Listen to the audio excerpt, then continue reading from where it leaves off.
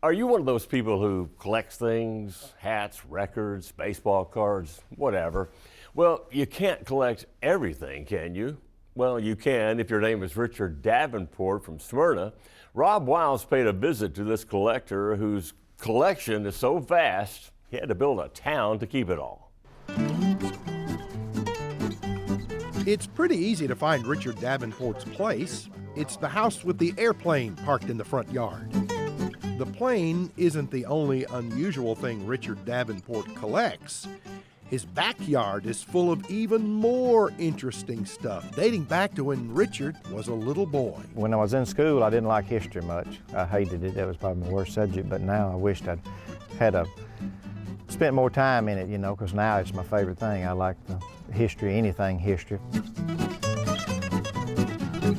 When I was 8, I started collecting, so I had the first 2 pieces there, which was the whip and the mirror. So I guess it just kind of took off from there. And I collect anything, nothing in particular. A lot of people you talk to say, well, I collect pocket knives or I collect license plates. Well, I say, well, yeah, I collect that too, but everything else in between. That everything in between has resulted in thousands of things collected, so many that Richard has built a town of sorts, 14 buildings and counting, each designed to hold particular treasures. Well, I built them all, and I just would get a collection of like school stuff, and so I said, well, I'm gonna start collecting school stuff and put it in there. Then, of course, with the doctor stuff, I started there, and just had to build a building for it, and the same way with the store stuff, and just went from there. And military, of course, and just had to build a building for each individual thing, you know. That's why I got in the building. This is all military stuff. Civil War, a little bit before, and World War I, World War II.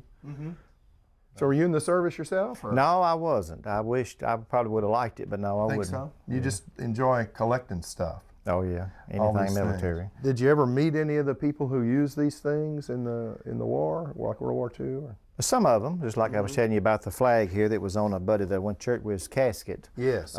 But his wife did give me this.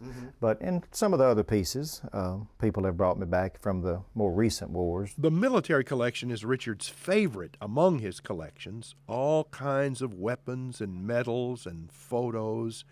The people in them, the stories behind the things, that's what really draws him to collecting and sharing his collections with others. Just ask him. Each piece has got a story, you know, because when I got it, you know, I pretty much know where I got it or the history behind it, or later found out the history behind it. But that's the most interesting part about it, is hearing the story behind each individual piece. So you like to pass the stories along to school groups and other people? Oh, yeah. If they seem interested, and that's one thing, you know, a lot of people's not interested in the same thing, and nobody would like to collect everything that I've got, but if they're interested in one particular thing, you know, we can concentrate on it. So much to see. People come by, school groups and others. Richard is happy to concentrate on what they want. Here, I'll let you shell corn here. You start shelling it. You stick the ear in there. You shell it off so the cows can eat it better, and the chickens. So when you get that ear in, you just feed it in, and the cob comes right back out to you. So where'd you get this bell? Feel the need to ring. I can't remember where I got that piece. There's about 3 of them. Or? No, I do have a train bell. Do you? Yeah, it's sitting back here. It's solid brass. Richard finds his treasures, well, everywhere. Usually yard sales and estate sales and auctions and just things of that nature. And then people will call me. When I did the tour of homes for Igable, there was a lady that somehow or another got my name, and she called me and she gave me a memory jug that she said her daddy had from like 70 years ago, she knowed. And it was interesting because I'd never heard of a memory jug, and it was just a crock jug that he had put stuff all over it, like buckles off your overalls and bullets and little ceramic dolls and seashells. The things that meant something to him, he would glue them to this jug, and I've got it out here. But she called me and asked me if I wanted it. I said, oh yeah, of course, you know. So I went and got it. Is the doctor in, you think? Oh, we'll check. Check and see if he's in here, if you're feeling sick. No worries, Richard's town has a doctor's office fully stocked. to get you through your illness one way or another. I see if the doctor isn't successful, you've got some embalming Right. fluid here. So So if you you handle the whole deal, huh? if you can't make it, we can take care of you. We can get the funeral home, get you ready for the funeral home. I don't want to say anything about your doctor, but this patient doesn't look in very good shape. to me. No, she's too far gone when she got here.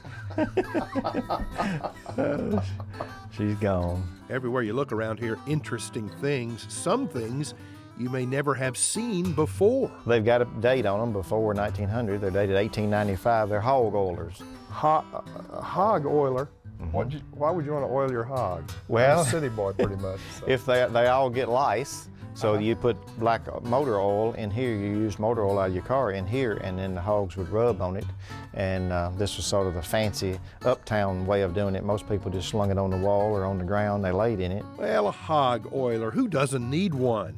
Or, in Richard's case, more than one. That need for numbers means Richard's collection will never be complete. I've got enough, yeah, but will I stop? No, probably not. There's always something else out there. I said, well, I need one of them, but I had a bad habit if I get one, and if it's hard to get, that makes it worse, because I said, well, you know, I found another one, now I've got two. Well, I wonder if I could get three, and then before you know it, I've got 100 of them, you know. Which is really good news for us when we come to Smyrna to see his treasures and to meet Richard himself, the very interesting fellow who collects everything.